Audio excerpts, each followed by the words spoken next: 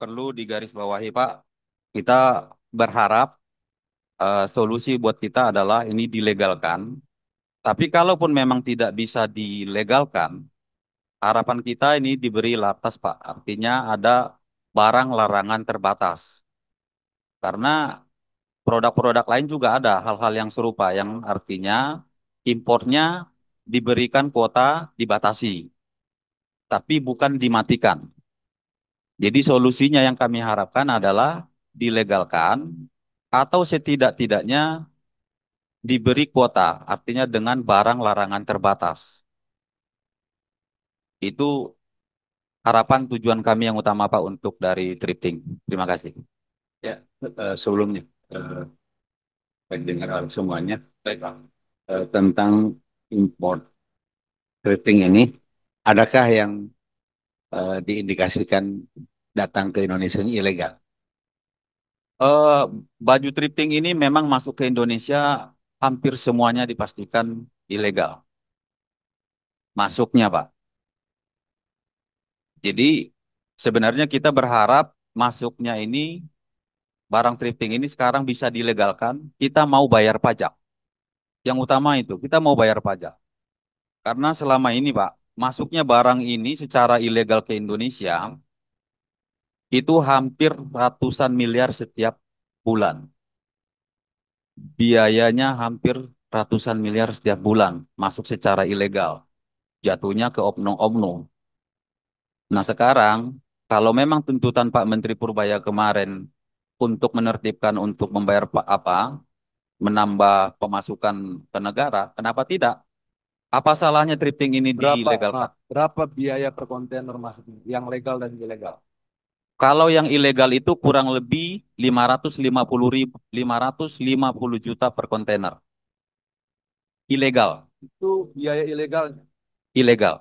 Ya, jadi satu kontainer itu bayar 550 juta untuk bisa masuk ke Indonesia. Betul, melalui pelabuhan.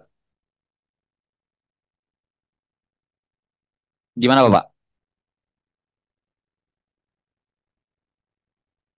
Biaya masuk ke mana? Biaya masuk ke mana? Kalau biaya masuk ke mana, mungkin gini Pak, bukan rahasia umum lagi, artinya begini. Barang itu bisa masuk tidak sekonyong-konyong sampai ke Indonesia ini terbang sendirinya Pak. Artinya ada yang memfasilitasi. Kami ini sebenarnya korban Oh, Pak, para gini pedagang. aja. Jadi 550 juta itu ke fasilitator gitu ya? Oknum Pak, Oknum, ke oknum. oknum fasilitator gitu. Ada yang memfasilitasi. Oke, oke. Kita cukup. Siap, Lebih murah mana, bayar pajak atau bayar oknum? bayar pajak Pak. Itu udah pasti. Karena pajak tinggal berapa persen, misalkan 10% dari nilai. Nah, sekarang yang menikmati yang berpuluh-puluh tahun ini adalah itu tadi oknum-oknum itu, Pak. Makanya yang masuk ke Indonesia kurang lebih ada 100 kontainer per bulan. Itu per bulan yang ilegal. Nah, artinya Pak, kita Agak pelan-pelan kalau data.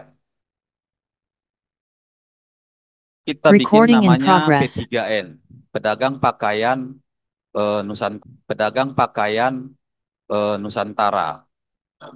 Ada, jadi seluruh Indonesia itu Pak. Jadi mulai dari Aceh, Medan, Palembang, Jambi, eh, Lampung, masuk ke Pulau Jawa, semua sampai ke Papua. Nggak, artinya begini Pak. Te- Kalau semisal ada asosiasinya atau bisa berkomunikasi antar ya sama pengusaha lifting asosiasi Bapak ini, kita lebih bisa melihat data itu lebih real gitu Pak. Zid. Artinya tidak meraba-raba seperti tadi 400, 500. Kalau semisal mau menyelesaikan, kita selesaikan secara menyeluruh gitu dari hulu sampai hilirnya Pak. Artinya kalau semisal ada data yang valid, kita lebih mudah untuk apa namanya merumuskan permasalahan-permasalahan tersebut gitu. Jadi tidak menduga-duga atau menebak-nebak kan. Takutnya kita udah maju terus kemudian ternyata datanya tidak valid dan lain-lain, menghitung kerugian dan lain-lain tidak sesuai dengan fakta di lapangan, itu nanti akan menyulitkan kita untuk memproses ini lebih jauh gitu Pak. Izin Bapak. Jadi sebenarnya kalau data, karena itu tadi ini adalah barangnya ilegal, kan. Tapi gambarannya adalah ini menyangkut seluruh Indonesia. Masuknya itu hanya dari dua sisi. Dari jalur timur itu dari Kalimantan dan jalur baratnya itu Sumatera. Nah, jadi yang kita harapkan Agak jelas lagi. Sumatera, ya luas kan. Kalimantan. Riau, Oke, yo. Jalur timurnya mana? Kalimantan, Kalimantan Barat, Persisnya. Pontianak. Jadi gini Pak, kami ini adalah para pedagang, bukan pelaku importirnya, para pedagang. Tapi kita belanja dari beliau-beliau itu, importir-importir mafia-mafia itu.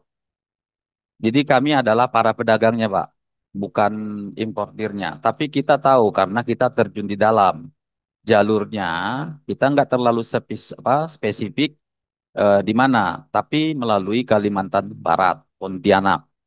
Kalau melalui dari barat, itu dari Riau. Mungkin Bapak bisa mengikuti berita terbaru ini yang dari Jambi, Muara Tungkal. Itu yang ada di Sita. Kurang lebih itu jalurnya, Pak.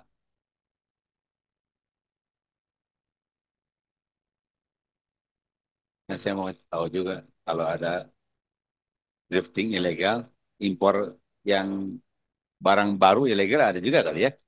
Banyak. Ya udah. Ya ya. Oke oke. Nggak kan eh, namanya ilegal, baik barang baru maupun barang bekas. Ya sama saya dalam arti negara tidak tidak dapat untung kan gitu. Tidak mendapat untung-untungan bagi masyarakat dan kemudian ya tadi mengganggu produksi dalam negeri gitu kan. Oke, saya kira cukup datanya. Cukup jadi pahami oleh kita. Ada? Ada yang lain tambahan? Silakan kalau ada tambahan. Masih teman-teman drifting ya. Di Pasar Senen tadi ya? Iya, iya. Minimal ketika mahasiswa saya sering ke situ. Halo, Assalamualaikum warahmatullahi wabarakatuh. Perkenalkan, nama saya Torik. Saya di sini selaku sebagai penjual. Ya. Jadi maksudnya itu kami datang ke sini tuh pengen eh, ini kan benar-benar masalahnya kan ratusan ribu hingga jutaan yang terdampak nih Pak.